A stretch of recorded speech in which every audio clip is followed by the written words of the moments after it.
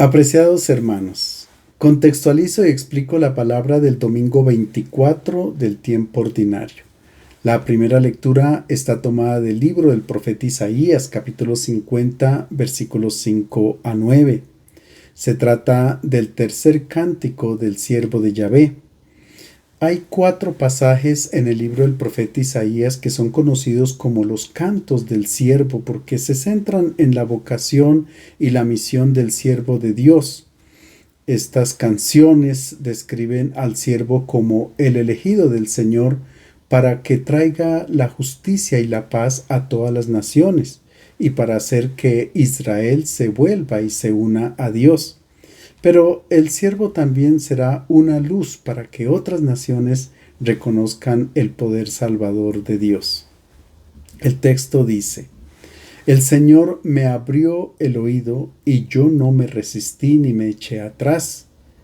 Ofrecí la espalda a los que me apaleaban, las mejillas a los que me arrancaban la barba. No me tapé el rostro ante ultrajes y salivazos. El Señor me ayuda, por eso no me acobardaba.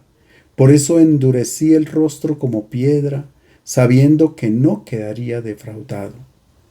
Tengo cerca a mi defensor. ¿Quién pleiteará contra mí? Comparezcamos juntos. ¿Quién tiene algo contra mí? Que se me acerque. Miren, el Señor me ayuda. ¿Quién me condenará? En la Biblia, la predilección de Dios por lo pequeño y lo humilde es evidente. Dios escogió a Israel entre todos los pueblos, no porque fuera el más poderoso, sino porque era el más insignificante, dice el libro del Deuteronomio en el capítulo 7.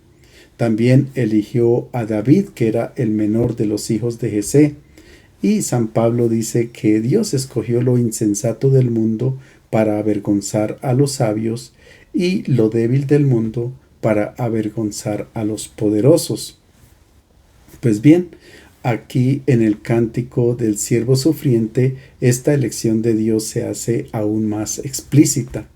Este siervo es un hombre humillado, insultado, derrotado, a quien Dios, sin embargo, no lo ha abandonado en las manos de los enemigos, sino que lo ha glorificado, haciendo de su misión un éxito total y mostrando a todos que realmente él era un justo.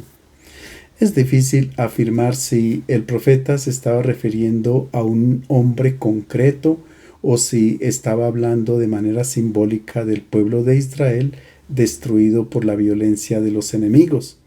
Lo cierto es que los primeros cristianos vieron en este personaje la imagen de Jesús de Nazaret, rechazado por sus contemporáneos, confrontado y derrotado por los líderes religiosos y políticos de su tiempo, pero reconocido por Dios a través de la resurrección como el triunfo de la verdad. La segunda lectura está tomada de la carta del apóstol Santiago, capítulo 2, versículos 14 a 18. Se trata de la relación entre la fe y las obras. Ya en los primeros capítulos el apóstol ha afirmado que la religión pura y sin mancha consiste en ayudar a los huérfanos, asistir a las viudas en sus tribulaciones, en el respeto a los pobres y en el cumplimiento de las obras de misericordia. Aquí en nuestro texto se retoma el tema con un ejemplo particularmente concreto. Si un hermano tiene hambre o no tiene con qué vestirse, es inútil consolarlo con palabrerías. Hay que ofrecerle ayuda, de lo contrario, la fe que pensamos tener es pura ilusión. El texto dice: Hermanos míos, ¿de qué le sirve a uno decir que tiene fe si no tiene obras? ¿Podrá salvarlo la fe? Supongan que un hermano o hermana andan medio desnudos y sin el alimento necesario, y uno de ustedes le dice: vayan en paz, abríguense y coman todo lo que quieran, pero no le dan lo que sus cuerpos necesitan. ¿De qué sirve? Lo mismo pasa con la fe que no va acompañada de obras. Está muerta del todo. Uno dirá, tú tienes fe, yo tengo obras. Muéstrame tu fe sin obras, y yo te mostraré por las obras mi fe. Las obras a las que se refiere Santiago no son las prácticas rituales, ni el culto, ni las liturgias solemnes del Templo de Jerusalén. Tampoco hace referencia a la adhesión de una serie de afirmaciones o a la profesión de ciertas verdades reveladas. Nosotros sabemos que hay personas que no tienen fe y sin conocer a Cristo llevan una vida ejemplar. Están atentas al pobre, ayudan al necesitado. El Espíritu de Jesús actúa de un modo libre, anima incluso a los paganos, mueve interiormente a cada persona, urgiéndola a dar su propia vida. El que se deja guiar dócilmente por este Espíritu, aunque no sea consciente de ello, ha tomado el camino de la fe, está siguiendo los pasos de Cristo. El Evangelio está tomado de San Marcos, capítulo 8, versículos 27 a 35. Se trata de la pregunta que Jesús hace acerca de su identidad. Nuestro texto se ubica en el corazón del Evangelio de Marcos, es decir, en toda la mitad de la narración. Recordemos que Jesús estaba en territorio pagano, fue a Tiro, a Sidón, luego descendió a la Decápolis donde cura a un sordomudo, y todo este recorrido lo hace sin sus discípulos. Cuando él se separó de ellos, había un ambiente tenso, porque Jesús había tenido una discusión con los escribas y con los fariseos acerca de lo puro y lo impuro. Y luego los discípulos tampoco eran capaces de entender que lo que hacía impuro al hombre no era lo que entraba en él, es decir, los alimentos o el contacto con los extranjeros, sino que era lo que salía del corazón del hombre. En nuestro texto, Jesús está nuevamente con los discípulos. Veamos en qué lugar y de qué hablan. En aquel tiempo, Jesús emprendió el viaje con sus discípulos hacia los pueblos de Cesarea de Filipo. Por el camino preguntó a sus discípulos, ¿quién dice la gente que soy yo? Jesús y sus discípulos se encuentran en el extremo norte de la tierra de Israel y desde allí Jesús emprende su camino hacia Jerusalén. De Cafarnaúm a Cesarea de Filipo son más o menos 2 días de camino. Es una región bellísima, fértil. Allí nace el río Jordán y hay una serie de fuentes de agua. Era tan hermosa la región que cuando Alejandro el Grande llegó allí en el año 331 a.C., exclamó: «Esta es la casa del dios Pan y de las ninfas». Por eso el lugar antiguamente se llamaba Panias y hoy se llama Banias. La pregunta que nos hacemos es: ¿por qué Jesús tiene que ir hasta allí para hablar con sus discípulos? Lo hubiera podido hacer en Cafarnaúm. Se trata de contextualizar la pregunta fundamental que él tiene que hacerle a los discípulos. ¿Por qué? Es que Cesarea de Filipo era la capital del reinado de Filipo, uno de los hijos de Herodes el Grande. De hecho, que le puso el nombre de Cesarea en honor al César, al emperador de Roma, y Filipo para honrarse a él mismo. Jesús lleva allí a sus discípulos para que contemplen no solamente la opulencia, la riqueza de la región, sino para que se den cuenta lo que allí acontecía. Sus habitantes llevaban una vida pagana. Era de envidiar los festejos en el palacio de Filipo. Y los discípulos sabían que Filipo vivía con Salomé, la bailarina que era hija de Herodías y que le había pedido a Herodes Antipas la cabeza de Juan el Bautista. Imaginamos que ella era la protagonista de las fiestas en el palacio de Filipo. En este contexto, Jesús pregunta a sus discípulos acerca de su identidad. ¿Qué dice la gente que soy yo? Ellos responden, unos que Juan el Bautista, otros que Elías, otros que uno de los profetas. Varias veces en los primeros capítulos del Evangelio de Marco, leemos que las multitudes y los discípulos mismos se han hecho la pregunta por la identidad de Jesús. ¿Quién es este? Tiene el poder de expulsar los demonios, hace prodigios, manda a las olas del mar y éstas le obedecen. ¿Quién es Jesús? El elenco de opiniones sobre Jesús que circulaban entre la gente lo trae también el evangelista en términos generales.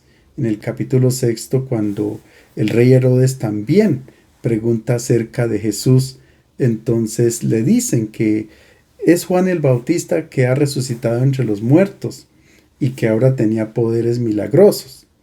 Otros decían que era Elías o uno de los profetas antiguos. Herodes estaba convencido que realmente era Juan a quien él había mandado decapitar y que había resucitado. Lo que Jesús quiere preguntar es entonces, ¿cómo lo ve la gente? ¿Lo ve igual que los demás hombres o personajes de la época o distinto? Él encarna el ideal de hombre verdadero o se parece a Filipo. Los discípulos tendrán que responder y lo hacen afirmativamente. Dicen, no, tú no te pareces a Filipo ni a ningún personaje famoso. Tú eres o como Juan el Bautista o como Elías o como uno de los profetas. En primer lugar, lo comparan con el Bautista, es decir, con uno que anda derecho. No se inclina como las cañas sacudidas por el viento. Jesús dice lo que piensa y vive lo que predica. No tiene ninguna relación con los ídolos. Y en Cesarea de Filipo justamente se adoraban ídolos. Allí estaba el famoso templo que había construido Herodes el Grande al emperador Augusto y a la diosa Roma. También estaba el templo del dios Pan y sus ninfas. Es que el hombre que adora a los ídolos se inclina hacia ellos. Por ejemplo, si se adora al dios dinero, se está dispuesto a hacer todo para obtenerlo, a mentir, incluso a asesinar personas si fuese necesario. Jesús rechaza a los ídolos, aprecia la creación porque todo es un don de Dios, pero nunca se hizo esclavo de las criaturas. Otros comparan a Jesús con el profeta Elías. Recordemos que se esperaba el retorno de Elías porque él había subido al cielo en un carro de fuego. Jesús era como Elías, fuerte en su palabra, y también se enfrentó a los poderes y políticos y religiosos como el profeta. Otros piensan que es Jeremías, el profeta que sufrió mucho por la incomprensión de su pueblo. En este momento, Jesús quiere saber si sus discípulos distinguen realmente entre las personas famosas, entre Filipo, o realmente pueden ver en él a quien encarna realmente lo plenamente humano. Jesús dice, yo ofrezco algo netamente humano. No promete acabar con las enfermedades o con el sufrimiento. Tampoco ofrece prosperidad económica, prestigio, no. Sino llegar a ser plenamente humano. ¿Y esto qué ventaja tiene? Por esto hay una segunda pregunta para los discípulos y por supuesto para nosotros. Él les preguntó a ellos, ¿y ustedes quién dicen que soy yo? Respondió Pedro, tú eres el Mesías. Entonces les ordenó que a nadie hablaran de esto. A Jesús ya no le interesa la opinión de la gente. En griego aparece una partícula de que hace un fuerte contraste con lo anterior. Ya no interesa para nada lo anterior, lo que piense la gente, no. En este momento Jesús le interesa realmente es lo que dicen los discípulos. En otras palabras, cómo lo están acogiendo los discípulos. ¿Quién soy yo para ustedes? Y no solamente quién soy yo, sino cómo ellos realmente están comprendiendo la propuesta de Jesús. ¿Qué clase de hombre ven en Jesús de Nazaret? Una pregunta que se dirige también a nosotros. La respuesta de Pedro es correcta, pero no es lo que Jesús quiere escuchar. El Mesías que se imagina Pedro es el descendiente de David, un Mesías político que tendría que liberarlos de las potencias extranjeras, incluso utilizando la violencia. Por esto Jesús les ordena que no digan nada a nadie acerca de su identidad, porque hasta este momento aún no se ha entendido quién es Jesús. Pero ahora él aclara las cosas. El texto continúa. Y empezó a explicarles que el Hijo del Hombre tenía que padecer mucho, ser rechazado por los ancianos, los sumos sacerdotes y los letrados, sufrir la muerte y después de 3 días resucitar. Les hablaba abiertamente. Jesús comenzó a explicarles. Se utiliza el verbo comenzar como quien debe volver a iniciar desde el principio. Deja entrever una decepción semejante a la de un profesor que a mitad del año escolar y después de haber explicado una y otra vez una lección, se da cuenta que tiene que empezar de nuevo, de cero, porque sus estudiantes no han entendido nada. Así es. Los discípulos no han querido comprender la propuesta del Maestro de donar la vida. Jesús quiere que los discípulos conozcan y comprendan claramente a dónde va Él. Le espera una etapa de sufrimiento, no de triunfalismo, como seguramente ellos pensaban. De acuerdo con los criterios del mundo, Jesús era un derrotado, un fracasado. Si la vida es una carrera frenética para sobresalir, esta no es la propuesta del Maestro. El sabio Coelet decía que la competencia por el suceso en la vida era simplemente jabel, es decir, vanidad, viento, humo. Jesús propone a sus discípulos un hombre que da la vida por amor, y esto para los ojos del mundo es una pérdida. Y Jesús lo sabe. Las autoridades religiosas y políticas lo condenarán a muerte, pero el texto dice, al tercer día resucitará. Es decir, la propuesta de Jesús no termina en un sepulcro, a pesar de que Él invierte los criterios y los valores de los hombres. Pedro reacciona fuertemente. Le ha caído como un balde de agua fría esta enseñanza de Jesús. Quiere decir que ahora sí ha comenzado a entenderla y no la quiere aceptar. Él ve el destino de Jesús como un fracaso y se quedaría Pedro sin recompensa, porque él ha dejado su trabajo, él ha dejado su casa, su familia, sus bienes, etc., para seguir al Maestro.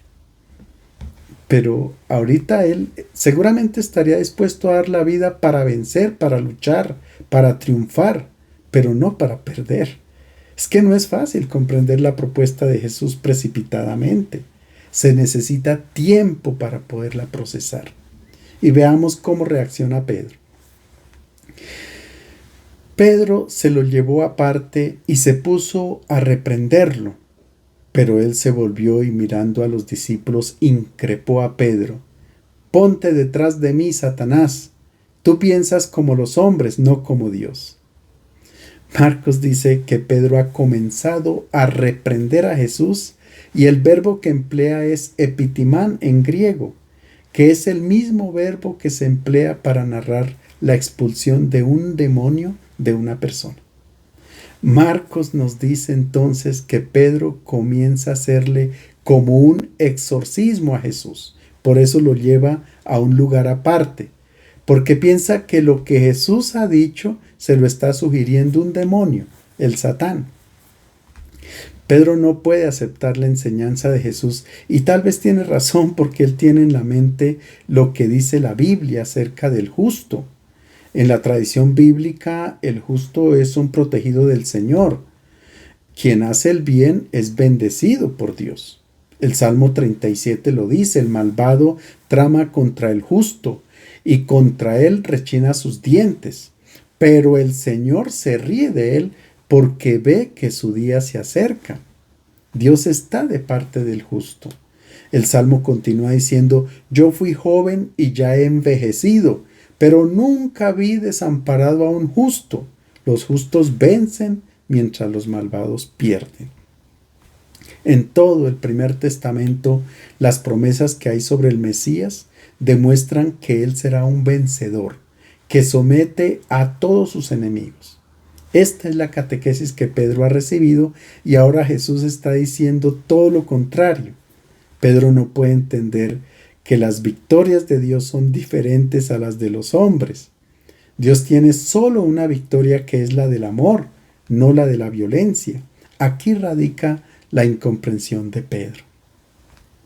Y Jesús comienza a reprender a Pedro, dice el texto, y se utiliza el mismo verbo epitimán, como quien dice: Pedro es el que tiene un demonio, en él está el Satán, porque piensa según los hombres y no como Dios. Y Jesús lo ubica en su lugar de discípulo. Hipageopisomú, pásate detrás de mí. No como se suele traducir, aléjate de mí, no. Cuando Jesús llamó a sus discípulos al borde del mar de Galilea, les dijo: Deuteopisomó, vengan detrás de mí. Pero ahora Pedro se pasa delante del maestro para indicarle el camino que debe seguir. Jesús lo llama Satán, porque seguir los criterios de los hombres es obra del maligno, son pensamientos que se oponen a los de Dios. La palabra Satán aquí hace referencia como a una trampa que se pone para que otro caiga. Es fundamental conocer la identidad del maestro para poderlo seguir. De lo contrario, cuando no se le conoce, se termina siendo un estorbo.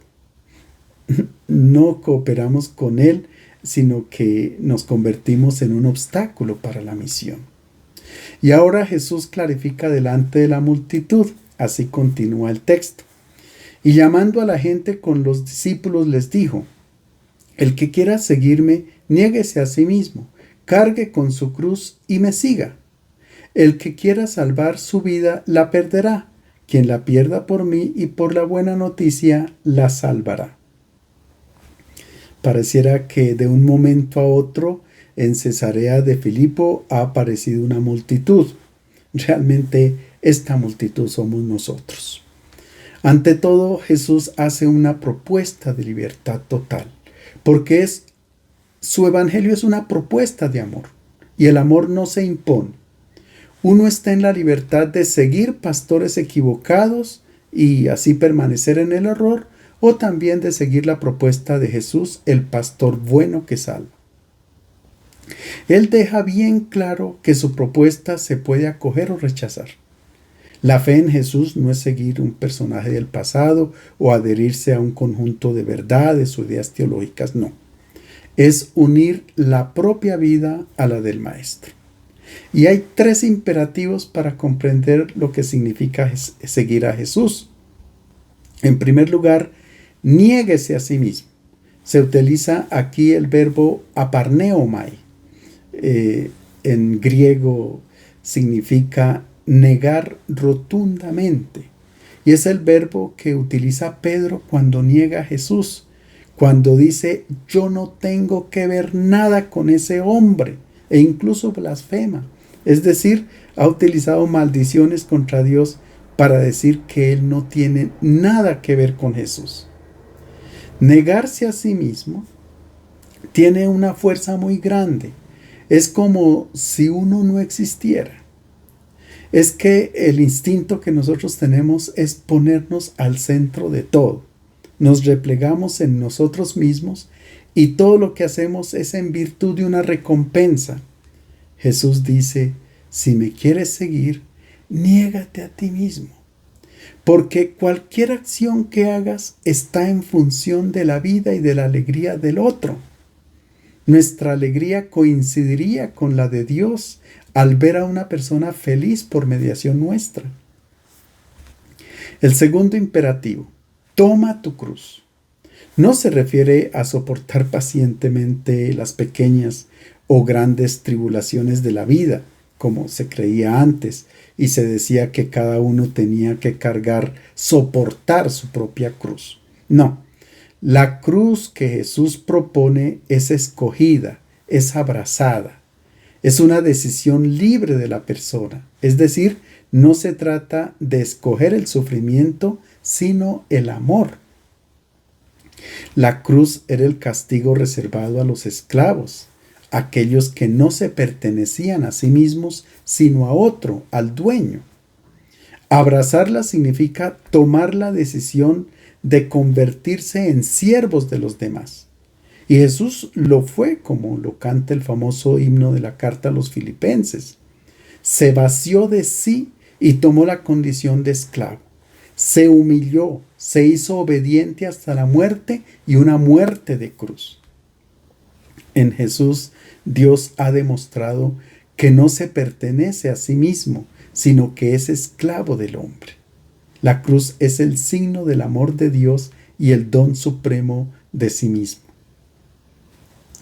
Cuando Jesús lleva su cruz en el momento de la pasión, tiene que pasar por la plaza del mercado, donde toda la gente está comprando lo necesario para celebrar la Pascua.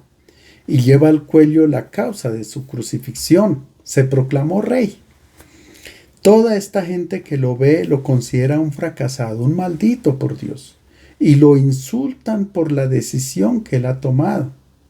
Él ha escogido el amor, no la competición. Ha escogido donar la vida a favor de los otros, no de quitar la vida a otros. Y la gente lo insulta. Pues bien, el discípulo de Jesús debe saber muy bien que si escoge el proyecto propuesto por Jesús de Nazaret, no será una persona de suceso a los ojos del mundo. Quien piensa siempre al Dios dinero y comienza a pensar en el bien de los demás, inmediatamente viene catalogado como un fracasado. Y el tercer imperativo, sígueme, no quiere decir imitarlo, quiere decir tener la mirada fija a donde Él va, ver las decisiones que Él toma. En práctica, seguir a Jesús significa orar. Porque orar es hablar con Él en todo momento. Es decir, cualquier decisión que yo tenga que tomar, la tengo que consultar con Jesús, a ver Él qué piensa. Y Él inmediatamente responde. Porque si lo conocemos, sabemos cómo piensa Él. La esposa no tiene que hacer grandes elucubraciones para saber cómo piensa su marido. Sabe qué diría aquí o allí, en una situación o en otra. Por eso es tan importante la oración, porque sincroniza nuestro corazón con el de Jesús. Y así nunca nos equivocamos en las decisiones que tomamos en cada momento de nuestra vida. Finalmente, Jesús hace una promesa. Al tercer día resucitaré. Y con la expresión tercer día en la Biblia, no se entiende solamente pasado mañana, sino la manera como terminarán las cosas. Se trata de la conclusión de una vida en la historia de Dios. Y la vida de suceso, al final, es la que se ha perdido por amor, como lo hizo Jesús. Les deseo un feliz domingo.